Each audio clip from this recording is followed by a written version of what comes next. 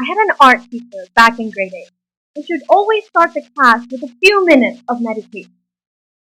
In those few minutes, she would ask us not to think about anything else, and to focus only on our breathing.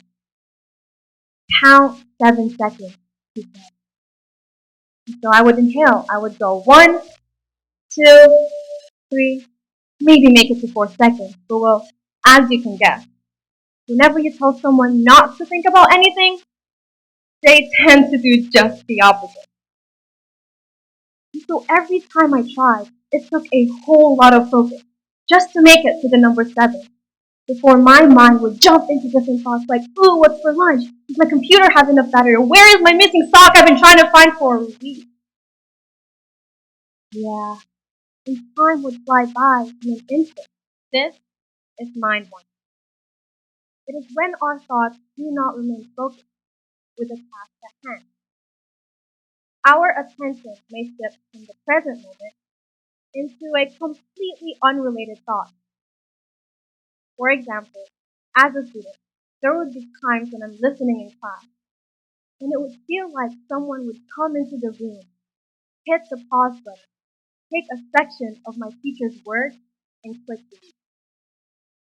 It would leave me with fragments of information, and never the whole thing, because my mind would constantly wander. And because of this, my mind would wander into different places. But actually, before you start feeling guilty about this, mind wandering is actually a very, very common experience. In fact, our brain is naturally very active. Even when we're not focused on a specific task, our brain generates thoughts, memories, and imagination. Now, this process is associated with what we call the default mode. This is a network of brain regions that is found to be activated whenever we're not engaged in any mentally demanding task. Or simply put, when our mind is at its best. This is thought to be the brain's way of generating thoughts without using too much effort. Let me ask you this. Where exactly do our minds get off? Now, you can think of mind wandering as your very own mental time. I say this because 44% of mind wandering is used to plan out our daily obligations, like what we'll eat for lunch or when to take the trash out, while 20% is used to anticipate and plan the long term. Add those numbers up. That's 64% used to project ourselves into the future, whether it be into the next few hours, days, months, even years. And if our minds can travel into the future, then surely it can take us back, such as when we reflect on personal experience, mistakes, or instruction. But mind wandering can also do a lot more. According to a study published in Psychological Science, 20% of our creative ideas occur during mind wandering. By allowing our minds to wander, ideas can flow in. Ever had a moment where you're stuck with a problem and you need to take a break? So you go maybe take a walk, do a dance, do something fun. And while you're distracted, an idea pops into your head. And you're like, wait a minute, I just thought of a solution. So mind wandering can be good for us. Not only does it help us plan our next steps, but it also enhances our creative thinking.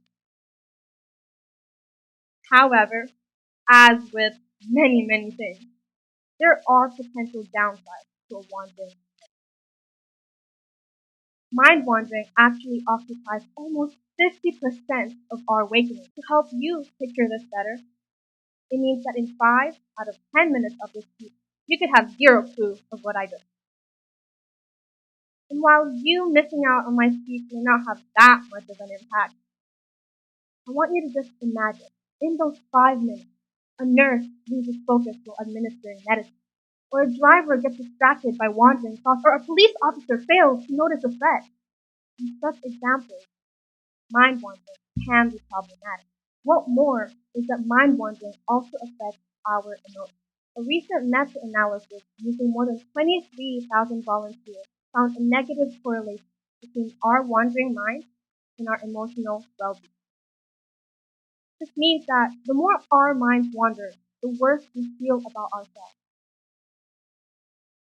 And this is not as good as you may think it is, because our minds have wandered into negative thoughts. However, they found more than just this simple correlation. First is our emotions when our minds wander. When our minds drift off into negative thoughts, it has a negative effect on our emotional well-being. On the other hand, thinking about positive thoughts can have a positive effect. Secondly, whether or not we wander intentionally is a factor that affects our emotions. For example, mind wandering that happens intentionally, such as when the task at hand is just super boring and you really need time to pass, then this can have a more positive effect than when done unintentionally.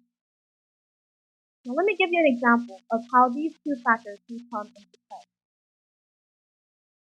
Before I go to bed, I have a habit of replaying conversations in my head, whether it happens through text or face to face, just any conversation that stood out to me that day. I would be so anxious about what the other person had thought about what I said. And I would even come up with my own scenarios of how the conversation could have gone differently. I thought I was reflecting, but actually came to the point that I was mentally punishing myself for the things I can't change. And because it's become a habit, it starts to happen unintentionally. Doing this has done me more harm than good. It eats away my sleep time and leaves myself feeling more insecure. When mind wandering drifts into negative thinking, it lowers our self-esteem and leaves us feeling down. In a cross-cultural study in China and Germany, it was found that individuals who reported to be mind-wandering more often was associated with higher levels of loneliness. The research suggests that frequent mind-wandering isn't just harmless daydreaming. It can actually affect our emotions. I do understand, however, how awfully hard it is to stay focused on the task without our minds drifting away. We are currently living in a world full of distractions, social media, constant phone notifications, and peer pressure that interrupts and leads us into unrelated thoughts. And because we're constantly being overloaded with information, choices, and expectations,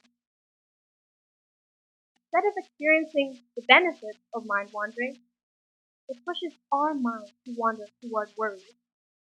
We worry about deadlines, outcomes, and judgments that our thoughts race ahead of us, and we think and we create scenarios on the what if. So this is partly because the world rewards people who can do things fast, get things done in an instant. That our thoughts race ahead of us, jumping to the next thing before it's even finished the present. However, mind wandering is not the real issue.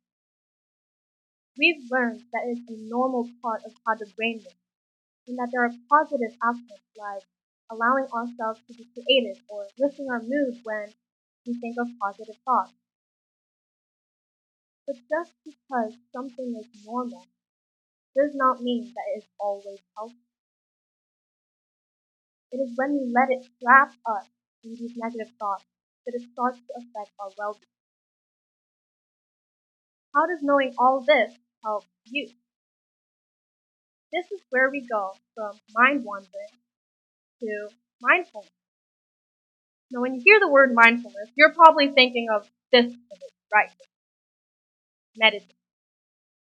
And while meditation is a tool for mindfulness, mindfulness extends far beyond meditation. Mindfulness is the basic ability to be fully present, aware of where we are and what we are doing.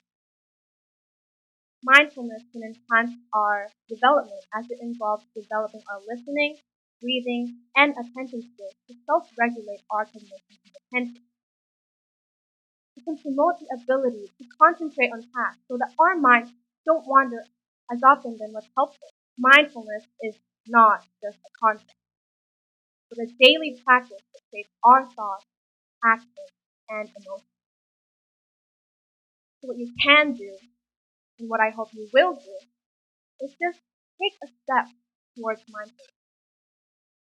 Practice how to better notice yourself when your minds wander, and allow yourself to refocus your attention back to the present.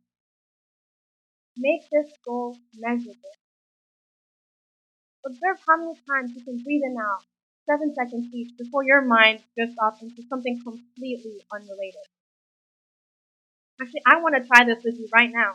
If you guys could just close your eyes for about 10 seconds. And I'm not going to tell you not to think about anything, because you all know that wouldn't work. But I want you to focus on what's here in this moment. The chair you're sitting on, the sounds in the room, your breathing. Just focus on what's here.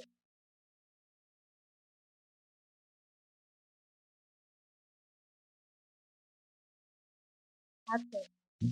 You were present, even just for a moment. And that's a thought. Our minds will wander. And that's okay. But we have the choice not to be dragged by every single thought.